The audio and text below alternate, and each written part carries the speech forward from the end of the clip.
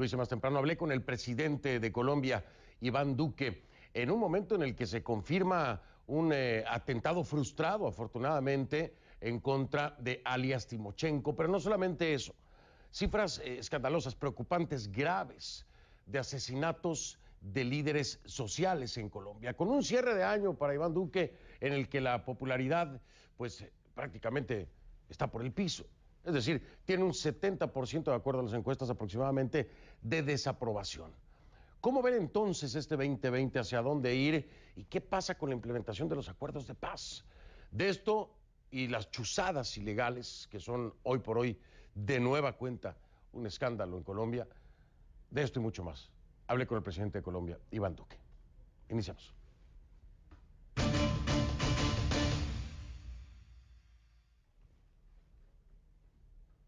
Y le pido que a partir de este momento me acompañe utilizando la etiqueta numeral Concluduque. El hashtag es Concluduque, numeral Concluduque es la etiqueta. Sus comentarios, por favor, con esta etiqueta a mi cuenta en Twitter, @soyfdelrincón, @soyfdelrincón.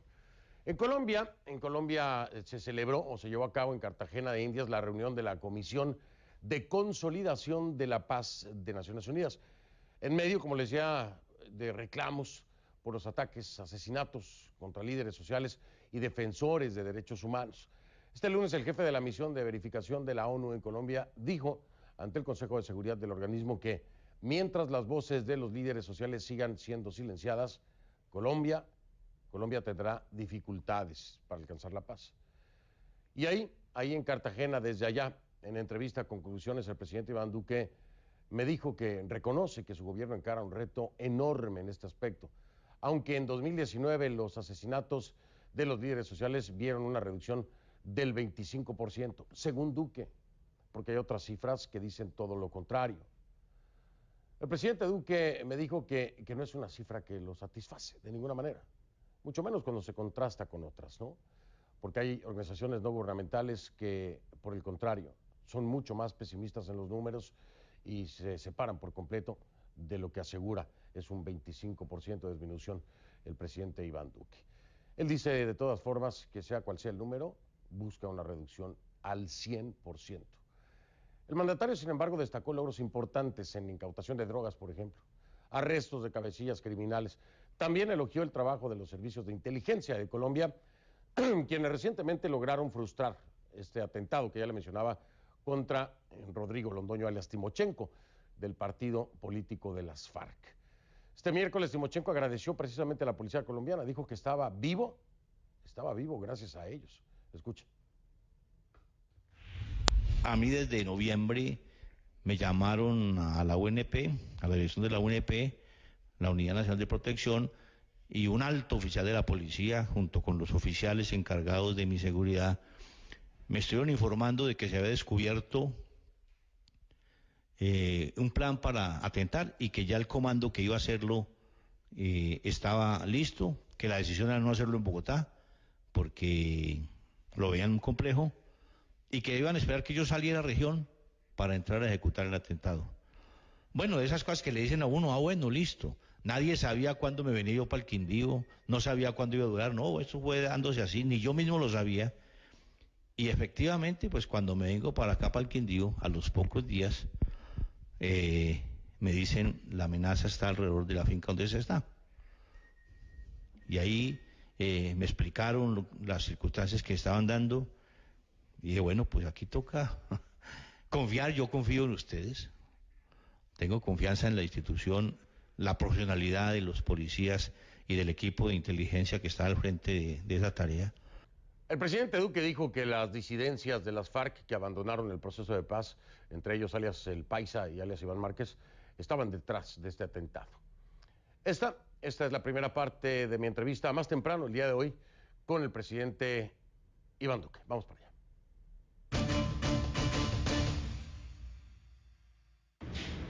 Le doy la bienvenida a Conclusiones. Por supuesto, agradezco la deferencia para este programa al presidente de Colombia, Iván Duque, quien me acompaña precisamente desde Cartagena, en Colombia. Presidente Duque, gracias por la entrevista. Bienvenido. Muchas gracias, Fernando. Un placer estar nuevamente en tu programa y un saludo muy especial a toda la audiencia. Gracias a usted el saludo de vuelta. Presidente, ¿se encuentra usted pues clausurando este miércoles en Cartagena la reunión de la Comisión de Consolidación de la Paz de la ONU? Un tema sumamente importante, el tema de la paz, en un momento difícil aún para su gobierno, para los propios colombianos, después de lo que ha ocurrido en diferentes ocasiones con el Ejército de Liberación Nacional y con la implementación de los propios acuerdos que aún no acaba de consolidarse. Presidente Duque, dentro de este contexto, ¿cómo evalúa el estar precisamente ahí hablando del tema de la paz en esta comisión que le toca ahora a Colombia ser anfitrión? Bueno, en primer lugar, Fernando, estamos muy complacidos de la presencia de la Comisión Global de Consolidación de Paz de la ONU en nuestro país. Tuve el inmenso honor de presidir la comisión en la pasada Asamblea General de la ONU y los invité a sesionar en Colombia. Hoy están acá, dando un espaldarazo a una agenda que nosotros llamamos paz con legalidad. Y eso reafirma el propósito de nuestro gobierno de no hacer política con la paz, pero de tener una política de paz con legalidad en los territorios que nos permita a nosotros avanzar como nación. Hoy podemos decir que en estos 17 meses de gobierno hemos llegado a estructurar esos planes de desarrollo con enfoque territorial para atender a los 170 municipios que fueron más golpeados por la violencia, y estamos hablando de beneficiar a más de 6 millones de colombianos, de llegar con seguridad y justicia, pero con la intervención integral social del Estado. Estos planes se deben implementar a lo largo de los próximos años, inclusive más allá de nuestro gobierno. Pero hemos dejado estructurados esos planes y hemos mostrado también resultados importantes. Hoy podemos decir que en estos 17 meses tenemos más de 600 obras en esos 170 municipios. Tenemos más de 62 proyectos del sector privado a través de lo que llamamos obras por impuestos. Estamos haciendo un levantamiento de un catastro multipropósito. Estamos llevando próximamente la discusión del Congreso una jurisdicción agraria y nos hemos concentrado en que los excombatientes tengan una transición hacia proyectos productivos individuales y colectivos. Creo que esos son retos importantes. Son resultados importantes. Y los retos, Fernando, claro, nosotros vimos una situación dramática en Colombia entre el año 2015 y el 2018, que fue pasar de menos de 60.000 hectáreas de coca a cerca de 200.000 hectáreas. Venía con un crecimiento exponencial. En nuestro gobierno paramos ese crecimiento, logramos una leve reducción. En el año 2019 mostramos las mayores incautaciones de droga que ha tenido Colombia y los mejores resultados en términos de erradicación manual que haya visto nuestro país. Para nosotros, enfrentar ese fenómeno del narcotráfico significa afectar las economías ilegales que nutren al terrorismo y que son además la principal fuente o combustible de esos grupos armados que pretenden asesinar líderes sociales e intimidar territorios. Por eso también desde el gobierno en estos 17 meses les hemos asestado golpes importantes y contundentes. Sin embargo, dentro de todo este contexto, podemos hablar de un atentado frustrado contra alias Timochenko, atentados contra las Fuerzas Armadas, contra la policía, una disidencia de la FARC que se rearma en su gobierno, un diálogo suspendido con el Ejército de Liberación Nacional por consecuencia también de sus ataques, el asesinato, ya lo mencionaba usted, de líderes sociales, presidente Duque. En todo esto se le está saliendo de las manos, está rebasando al Estado el tema de la seguridad en Colombia. Estamos viendo de nuevo actividades que se presumían podrían eliminarse después de los acuerdos de paz. Sin embargo, empezamos a ver cómo resurge una disidencia de FARC con armas, ataques a policía, a Fuerzas Armadas, atentado en este caso a Timochenko. ¿Cómo lo siente? ¿No parece que estuviera controlándolo así como pretende o como quisiera? Yo quisiera, Fernando, desagregar cada punto de la pregunta que acabas de formular. En primer lugar, miremos cómo cerró el año 2019. El año 2019 para Colombia terminó con la menor tasa de secuestros que ha tenido Colombia desde que existen estadísticas de secuestro. Es decir, con la menor tasa en más de 30 años. Cerramos el año 2019 con una de las más bajas tasas de homicidios desde 1974.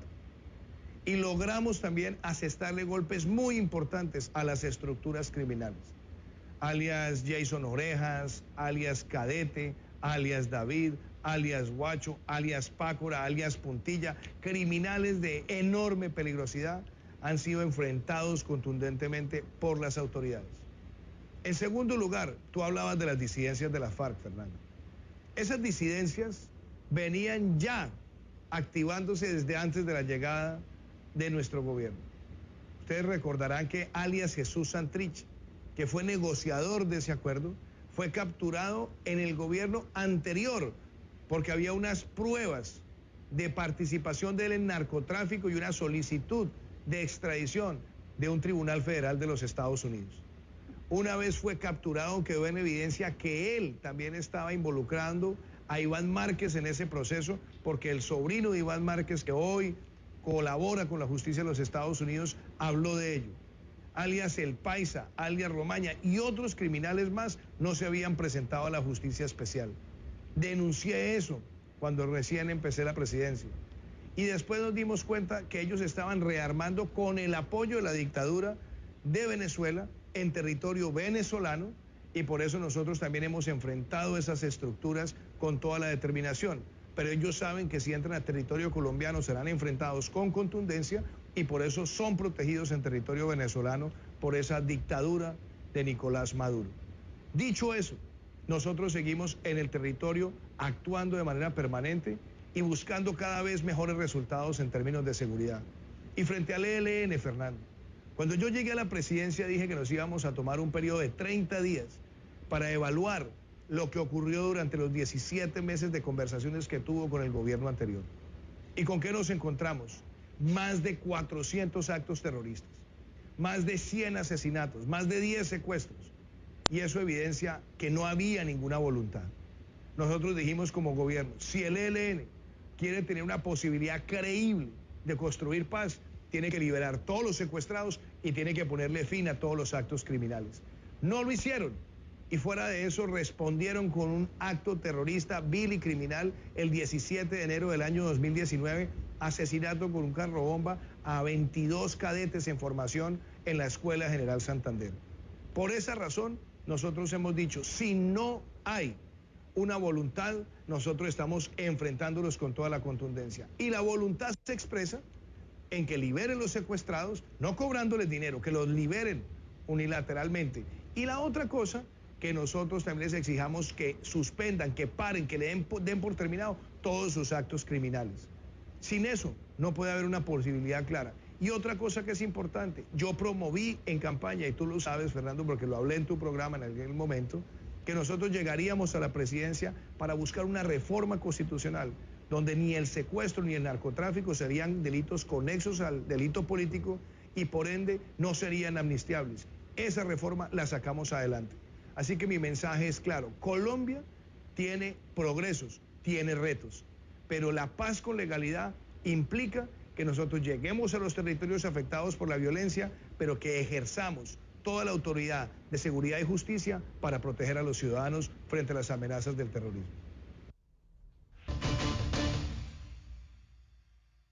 Usted habla de los líderes sociales, de los asesinatos a los mismos, en una reducción, dice usted, del 25%. Sin embargo, le puedo decir que Indepaz, por ejemplo, advierte que es el récord más lamentable de aproximadamente un asesinato por día. Estoy hablando de 2020, con lo que va de este año, de acuerdo al director de Indepaz. Pero al mismo tiempo, la ONG Frontline Defenders pues pone a Colombia en 2019 al menos con 300 casos registrados de asesinatos de líderes sociales a nivel mundial, y en Colombia se habrían cometido 107. Las cifras que manejan Indepaz y Frontline Defenders no hablan de una reducción del 25%. ¿Por qué? ¿Por qué estas diferencias? ¿Qué me dice usted de eso? A ver, primero, Fernando, hay un punto muy importante en el análisis. ¿Cuántos líderes sociales hay en Colombia? Esa es la primera pregunta que debemos hacer. Nosotros trabajamos con 22 caracterizaciones que han sido avaladas por Naciones Unidas. Una de esas 22 se considera líder de acción comunal. Y esos líderes de acción comunal en Colombia son más de 6 millones, porque tenemos cerca de 67.000 juntas de acción comunal. Todo miembro de esa junta es considerado un líder social. Si nosotros le sumamos a esa caracterización las otras 21 o 22, podemos superar los 7 u 8 millones. Entonces, eso implica el tamaño del reto. Cuando analizamos lo que ha ocurrido en los últimos años, y yo lo denuncié en mi discurso de posesión, este asesinato se venía presentando de tiempo atrás, desde antes de llegar nosotros a la presidencia de la República. Tan pronto llegué a la presidencia, al cabo de los primeros 60 días, pusimos en marcha el Plan de Acción Oportuna para proteger líderes sociales en el territorio, se conoce como el PAO. Después lanzamos unos lineamientos de política pública que los presentamos hace unas semanas acá en la ciudad de Cartagena, en Colombia. Y podemos decir que llevando las estadísticas que se registran a través de Naciones Unidas, tenemos una reducción. Y eso lo trabaja la Consejería Presidencial para los Derechos Humanos con la Fiscalía General de la Nación, y nosotros trabajamos sobre ese levantamiento de información. Y yo lo he dicho, eso no es para sentirnos nosotros ni triunfalistas ni enjolgorio, porque esa cifra hay que trabajar para llevarla a cero, pero sí hemos tenido esa reducción. Y yo lo quiero decir de una forma muy clara, Fernando. ¿Quién está matando a los líderes sociales? Lo están matando los narcotraficantes, los narcoterroristas, las disidencias de FARC, el ELN, el Clan del Golfo. ¿Y dónde se ha situado este fenómeno? Se ha situado en menos de 80 municipios de más de 1.100 que tiene Colombia, es decir, en el 96% del territorio. No se ha presentado ese fenómeno, y se ha presentado en lugares donde hay presencia de cultivos ilícitos, presencia de extracción ilegal de minerales, y esos grupos armados quieren ir a enfrentar a esos líderes porque esos líderes están haciendo una labor para disuadir a la población de no dejarse tentar por la criminalidad. Yo tengo el compromiso de seguir enfrentando esas estructuras criminales y de mejorar cada vez más la protección de esos líderes sociales. Y muy acorde a lo que está clausurando el día de hoy en Cartagena, precisamente vinculado a la ONU, en este caso la Agencia de los Derechos Humanos, ellos mismos hacen un llamado, presidente, por el asesinato de, ellos dicen, líderes comunitarios también, ¿no? Además de líderes sociales. Hablan de 107 activistas asesinados en Colombia solo el año pasado. Esto es información de Naciones Unidas. Y otros 13 casos que están en investigación, lo que podría llegar a un total de 120. Poniendo en contexto, dice la comisión o el comisionado de los derechos humanos de Naciones Unidas que el año pasado entonces habrían sido 115 al menos los asesinatos de activistas. Es decir, estas cifras sí son contundentes. La reconoce entonces como tal de acuerdo al procedimiento para la